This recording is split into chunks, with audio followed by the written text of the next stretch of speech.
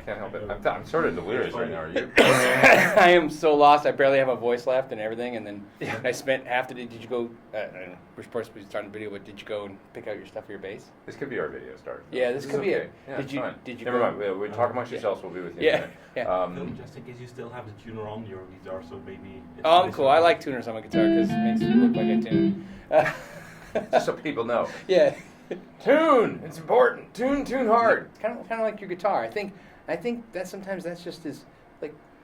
Well, this was the really, and then we could segue into talking about the guitar, but this was the sticking with the kind of 57 gold top aesthetic of having the black headstock and the gold top, and it's a little different. I think it looks cool, It's like some people are like, oh, I wish I had a matching headstock. It's like, well, then you can order that on your guitar. Is it called the P Thorn? Does it have like a number like the PT? You can't actually order that on my guitar, but you could custom order one. So if you get so this is another question too. So if you order the P Thorn guitar, it's like this is how it comes. That's right.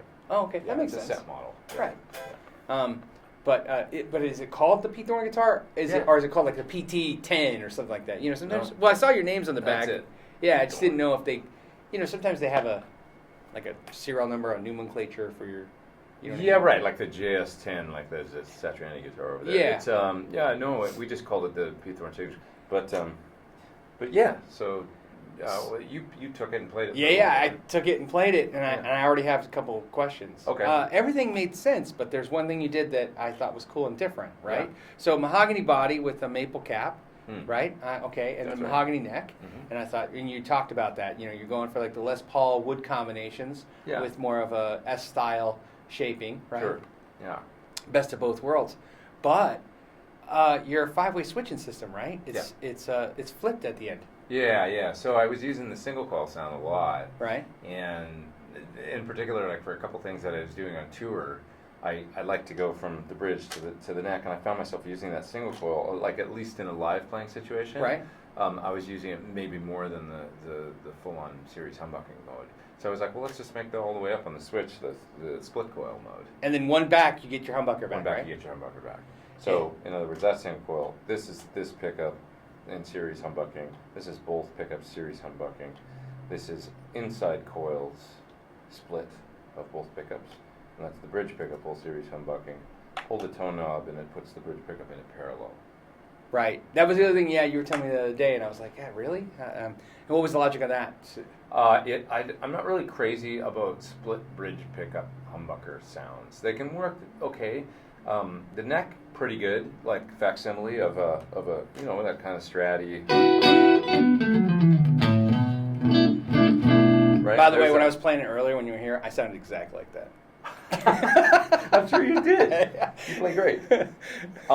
This is the neck in the full series humbucking.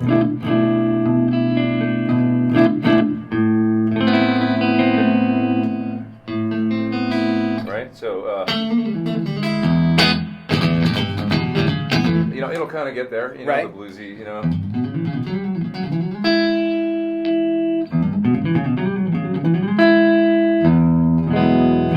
So there's the two different, the main thing about the guitar though is with these pickups is that these pickups have a clarity to them that is for a humbucker I think kind of unique. I don't want to sound like a nerd, but I bought a set of Thorn buckers and just threw in my Strat. Oh, great! Yeah, I've been avoiding it all week because I'm like, I didn't want to be that guy who's like, yeah, buy your stuff. No, are you kidding? I love them. Did you love them? Oh yeah, of course. Did you have humbuckers in it before? I did. And did it sound better? Yeah, it fixed the problem I had. Which was? Okay, so I don't like them. So I put JB 59s in a lot of guitars. Okay. Yeah. And I know some people have they hate the JB and people love it. And it's great for one thing. Oh yeah, but believe it or not, the problem I was having was with the 59. There was a little bit of a. I have this problem all the time with the B string on a guitar. Okay. Where it gets anemic. And sometimes I feel like when I'm strumming a chord on the neck, which I have no sound. Oh, there you go. Trying to find the knobs on this. Sometimes I feel like I hear 5 notes. And I miss the B. Does it make sense? Yeah. Because some B strings just don't punch out. Mm-hmm. And so I was having an issue with my guitar where the the neck pickup. I wasn't getting the B string. Huh. So I was doing all the online stuff and watching reviews and doing all this stuff, and then I go, okay, I think based on what I'm seeing, this is going to fix it. Put in, and I got more mids, and I think that's where the string disappears. Is when it's, when your pickup's scooped a little bit. Yeah. That frequency get lost, but your pickups had the mids back in them a little bit, so the notes were fatter. Interesting. Well, So- yeah. I mean, So, I'm glad it worked. and I don't know if that was your intention to do that. When is your pickup? Do you perceive your pickups of having more mids, or is this Actually, I don't. But if it works on your guitar, then it's cool. My pickup, it's a slightly unbalanced coil, Right. which is going to tend to make it a little more single coil-ish. right? But see, that's okay. So maybe that's a better way to put it. Mm. To me, single coils have no problem hearing all the strings equally, Okay. right? But there's just not enough power behind them, and they make noise. Right. Yeah. So I would, in fact, I'll tell you, because I'm pretty nerdy about this stuff. The pickups that I think that the most remind me of your pickups was the DiMarzio did some pickups for Eric Johnson Okay. Yeah. for his SG. I don't know if you know that. What were they called? They're Eric Johnson pickups. it's They're a actually signature called model. they're signature Eric Johnson pickups. You can get them from DiMarzio. I didn't know that. Yeah, and the cool thing is Eric Johnson wanted them put in his SG, and they're extremely. They have output like a single coil. Right. Yeah. Yeah. So mine is similar too. This is low. I mean, it's 7.2K Yeah, or something. so I think that's why I liked it immediately because. Yeah. See, I like single coils. I don't need more than that. I Yeah. mean, even unless you're playing like metal and you want it really compressed and you never play that clean, you get a really high headroom clean channel. But my problem is like when I plug into an amp. And this amp sounds really nice. When you plug into an amp, and this is actually a really good example. That's both pickups on right now. Right. Humbucking, and it's clean and it sounds great. I don't think there's a hint of distortion in that sound, Right. which is, I find, sometimes impossible.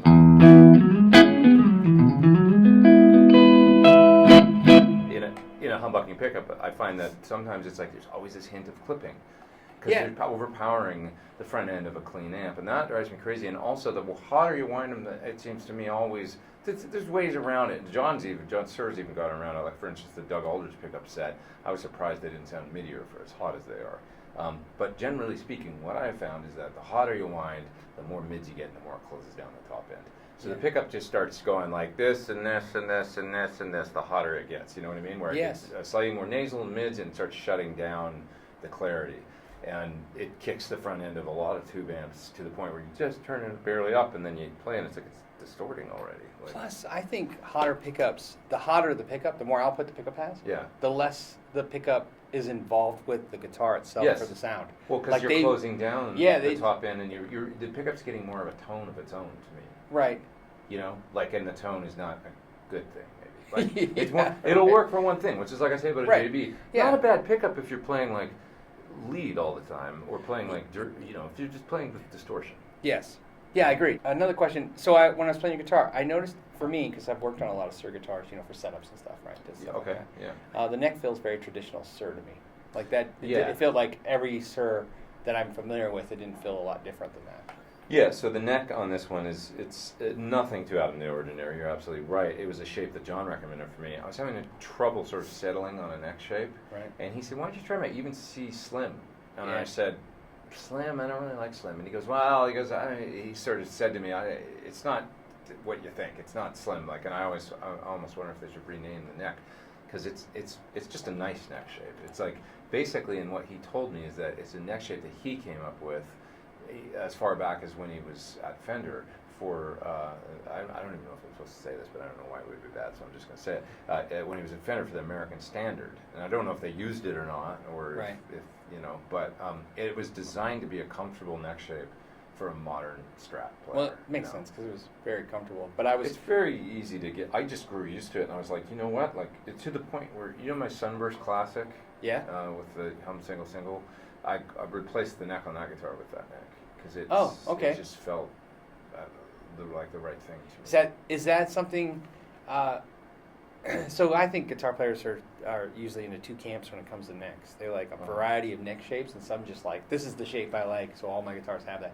So do you like it to be a little crazy, or do you like everything to be somewhat familiar? That's a great question. I sort of, it's funny because on the Suhrs, I guess I'm gravitating towards kind of one, or at least close to that. Right. You know, but generally speaking, in general, for many years, I got used to just sort of playing whatever. Like, back many years ago, when I first maybe started getting proficient on guitar, like late 80s or whatever, I got really used to one neck shape, which was that kind of D shape. I had a Jackson, which was really a San Dimas. It was like an early Charvel almost. Right. You know, that neck shape. That neck is an amazing neck. It's the one that Scott Henderson still uses, basically, I think. He loved that D shape. Yeah. It was kind of that classic. Yeah. And I didn't want anything else for a long time. You know, it had to be like certain frets and certain everything and certain neck shape. And then it's like, that's not really reality when it's like, okay, now you've got to go get a gig and maybe play a Les Paul style guitar or something where you're not going to have that neck shape anymore. So I had to, let alone getting used to just playing a Les Paul, like, because I came from always playing, you know, guitars that had, you know, arm contours, back contours, and then you got to kind of move into Gibson land a little bit. Different scale length, the neck's angled back from the body more. Right. Like everything's changed, you know. And I literally used to bleed, like, because with the no arm thing, and I'd get aggressive on stage, and the edge of the Les Paul, like I'd look down and I'd be bleeding on the guitar, you know. Which is kind of rock and roll. Yeah, it was kind of rock and roll. Yeah, right. But my tech didn't like it too much, and he had to come out and wipe the blood off my guitar. It was a little above the, it's cool, but gross. Yeah, you're not. This isn't your job. You shouldn't be doing this right now. You know. Right. But literally, I would, and for a long time, I literally had just kind of a bruise on my arm here, and if I got too aggressive, I would literally cut my arm on the edge of a Les Paul. So that was an adjustment period, obviously, and I had to learn how to play those guitars. And then it didn't happen anymore. I just figured out how to move my arms around the guitar more. Right. But the other thing is the height of the strings off the body, which on this guitar is like this, right? Right. You know, and on a Tunematic guitar, it's like this, you know? It's like the bridge is, it's weird for your hand when you get used to palm muting. You start to pick a certain way. You know, if I was trying to, you know, like palm mute, you know, whatever I'm playing, you know. Right. Getting used to doing that on a Strat was one thing. It was easy because your hand, my palm actually would just rest on the wood easily. But on a Les Paul, it was like all of a sudden my palm was rotated up like this and floating out in midair, and the only contact point was the edge of the Tunematic. Yeah. And learning how to pick on a Les Paul was like, well, that's what I'm getting at. Sorry, I'm so tired right now. Yeah, it's the end of the week. It's like 4 hours last night. I hope I'm not rambling. Oh my God. You're doing great. Okay, so basically all I'm saying is like get the adjustment of getting used to a Gibson, shorter scale length, higher string height off the body, neck angled backwards. It was a real, you know, it took me a minute. Well, I think you did it. Like I said, when I plugged it in, it sounds full and huge like a Les Paul, right? It's got a big tone to it. Similar, but... Well, you know, I think Les Pauls sometimes sound, to me, Telly-ish. You know what I mean? They got this kind of really cool bark to them. Well, with the right pickups. Yeah, with the right pickups. Yeah. And so I'm not saying this sounds big like Les Paul, but it's throaty and... It's throaty and it's got mids of you know, anytime you got mahogany neck, there's going to be that mid-range. Right. But the one thing is with the 25.5 scale, I met Billy Gibbons once in a grocery store, and in Trader Joe's, in line, you know, he was in front of me paying for stuff. I'm like, you gotta be kidding me right now. I mean, I saw ZZ Top in like 1982 in my hometown. Right. I was always a Billy Gibbons fan. And so I was like, excuse me, sir, I just have to, you know, tell you I'm a big fan, you know, listened to you for a long time. And he's such a gentleman, you know, he's a super nice guy.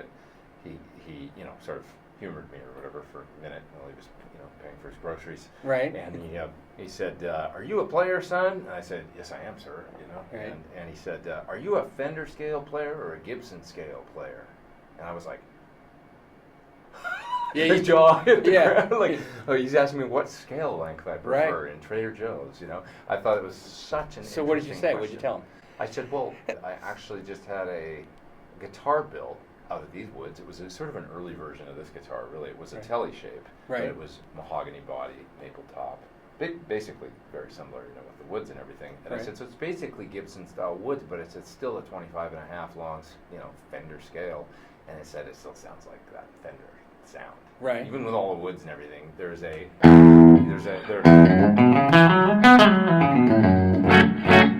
oh yeah, it's got there's a barrel, like a twang to it. That's, yeah. You know, like that and the one Fender guitar that doesn't have that is the Jaguar. to me. Right. And it's a shorter scale. It is the shorter scale. Yeah. The scale length has something to do with the snap. See, that's my problem with that. I don't want to get on tirade, but just I like the Jazzmaster scale, but I like the Jaguar pickup configuration. Yeah. So, I would go. I totally. I've become a big Johnny Marr fan. Oh, of course. He's so great, and so I kind of have like a hankering for a Johnny Marr Jaguar. I had one. Here's the problem: 7 1/4-inch radius fretboard gets a little wacky to do. You know, like yours is 12, right? Or you're compound. I'm compound. So you're 12 to 16. 10 to 14. 10 to 14. Yeah. Here's the thing about that. It's like once you go with a really cool fretboard radius. Yeah, I play an old Strat though and an old Telly too. With 7 1/4.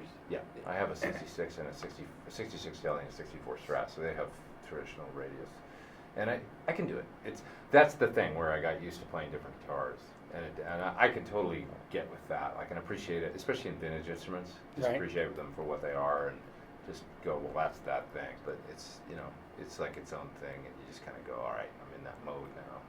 And you don't play the same. Maybe because you're high E string, your B, action's got to be higher. I was cool to review it with you, which is even better, right? Because you get to check out the guitar. I like to, in the light chair, I like to go like this, because gold top, look at, and then it kind of, and then it just looks cool. I don't know. Are you like me? Like, I don't know, dude. When I got my first guitar, I was literally like, I just used to look at all that. And it was a Strat too, so it was like I loved the I don't know. There's actually, I knew that when I was 10 though. Oh yeah. Maybe that's my thing with the gold top, is that it's like you can look at the different angles to get it. Ooh, I don't know. I think the gold top's cool because it looks modern and old. Thank you. You know what? You just said what we tried to do. Like the goal with this guitar to me was to make something new. Right. That isn't outside of people's comfort zone. Like do something that's unique. So we did something traditional finish-wise, but in maybe a body that you hadn't seen, like in this configuration. Right. You know. And I'm so happy that you said that, because as guitar players, as you know, this guitar, for example, this is a really cool guitar. They are bold with their design, with the cuts, the cuts and stuff like that. That is going to be for some guys. I think it's really cool actually, but for some people, it's probably an acquired taste, right? Yeah, it's pretty extreme. It's a bold design, and bold. There's nothing wrong with being bold. We should get used to guitar makers doing things different, because we're so locked in, our ways. It's like it's got to look exactly like a Les Paul, or it doesn't. Right, or Strat. Or Strat, whatever. Like that with the head. A lot of people complain about headstocks that aren't exactly like a Fender or whatever. It's like, come on. It's like we got to break out of that. Take people too far outside of their comfort zone. I think. Give them something familiar, but yet it's got to look different. Or it's just the same old, same old. Right. Absolutely. The other simple thing we did was rings. Which is not anything revolutionary, but it was a first for sure. Because they've always done the direct mount kind of pickups. And I like when it's cream, because it gives it that vibe too. The 50s, yeah, that was the thing. It's like, well, if we're going to do it, we got to do it. All right, guys. As always, it was really cool to hang out with Pete and definitely see his guitar, which is amazing. That was awesome. And as always, until next time, know your gear. See ya.